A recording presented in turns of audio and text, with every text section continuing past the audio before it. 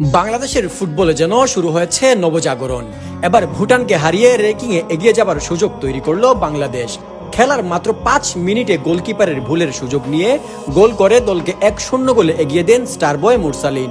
শেষবার যখন ভুটানের মুখোমুখি হয়েছিল বাংলাদেশ সাফ চ্যাম্পিয়নশিপ 2023-এর সেই ম্যাচে পিছিয়ে পড়ো রাকিব ও মুরসালিনের গোল এবং আত্মঘাতী গোলে 3-1 জয় পায় বাংলাদেশ।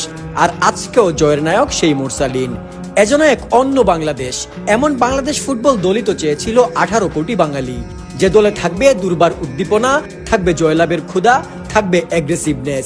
3 মাস পর ইন্টারন্যাশনাল ফুটবলে ফিরেছে বাংলাদেশ দল। ইন্টারন্যাশনাল ফ্রেন্ডলি ম্যাচে থিম্পুর চাংলি মিথাং স্টেডিয়ামে মুখোমুখি হয় বাংলাদেশ ও স্বাগতিক ভুটান। ম্যাচটিতে মুরসালিনের একমাত্র গোলে 1-0 জয়লাভ করে দৃঢ়প্রত্যয়ী লাল সবুজের বাহিনী। শেষ 5 দেখায় 5টি ম্যাচেই জয়লাভ করে বাংলাদেশ। দুদলের মোট 14 বার দেখা হয়, এর মধ্যে একবার হেরেছে বাংলার টাইগাররা এবং 11 বার হারিয়েছে ড্রাগন বয়েজদের। 2025 এএফসি এশিয়ান কাপ বাছাইয়ের জন্য গুরুত্বপূর্ণ ছিল ভুটানের বিপক্ষে ম্যাচটি। বাংলাদেশ ক্যাপ্টেন জামাল ভুঁইয়া এবং রক্ষণ ভাগের নিশ্চিদ্র সেনাপতি তারেককে ছাড়া ভুটানের বিপক্ষে বাংলাদেশ অফিসিয়ালি মাঠে নামে 4-3-3 ফরমেশনে, যেখানে ডিফেন্সিভলি মিডল সেপারেটরের দায়িত্ব বাংলাদেশ কোচ জেভিয়ার কেবরো দিয়েছিলেন নাম্বার 5 মোহাম্মদ হৃদয়কে। দীর্ঘদিন playing style counter long ball সিস্টেমে কিছুটা পরিবর্তন এনেছে বাংলাদেশ কোচ জাভিয়ের, কেননা অধিক উচ্চতায় অক্সিজেন স্বল্পতা সমস্যায় আঞ্চলিক অনভ্যাসতায় পিছিয়ে পড়ে বাংলাদেশি প্লেয়াররা।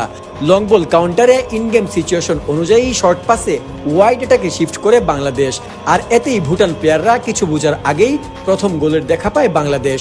জোন 18 থেকে পিন পয়েন্ট ক্রসিংয়ে ভুটান গোলকিপারের ভুলে জালে বল জড়ান বাংলাদেশের প্রমিজিং ট্যালেন্ট নাম্বার 7 মুরসালিন। 1 গোলের লিড নিয়ে ফার্স্ট হাফে শেষ করে বাংলাদেশ। সেকেন্ড হাফের শুরুতে 49তম মিনিটে ফ্রি কিকে বাংলাদেশের ডিফেন্ডারের এরিয়াল এররের কারণে গোলের দেখা পায় ভুটান, কিন্তু অফসাইডের কারণে সে যাত্রায় বেঁচে যায় টাইগাররা। ভুটান গোলশোধের জন্য আগ্রাসী হয়ে অ্যাটাক করলেও তপু, শাকিল, বিশ্বনাথদের দুর্দান্ত ডিফেন্সের জন্য গোলের দেখা পায়নি ভুটান। ম্যাচ প্রসঙ্গে বাংলাদেশি কোচ জাভিয়ার কেবরেরো বলেন, আমাদের সামনে কিছু চ্যালেঞ্জ আছে। পরের বছরে সাফ চ্যাম্পিয়নশিপ রয়েছে, এগুলার জন্য এই উইন্ডো আমাদের জন্য অধিক গুরুত্বপূর্ণ।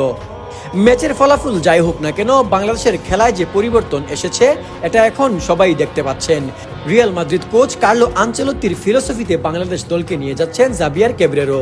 সিচুয়েশন অনুযায়ী দলের জয় আনতে যেমন তিনি প্লেয়ারদের করাচ্ছেন বাস পার্ক, তেমনি দলের জয়ের জন্য অপোনেন্টের পায়ে বল রেখে করাচ্ছেন quick high pressing with space blocking. নতুন এই বাংলাদেশ টিমে বাংলাদেশি বংশোদ্ভূত ইংলিশম্যান হামজা চৌধুরী যুক্ত হলে মিডফিল্ড ফিরে পাবে তার হারানো গতি। কি মনে করেন, হামজা চৌধুরীরা আসলে কি আরো দুর্দান্ত হবে না এই বাংলাদেশ দল?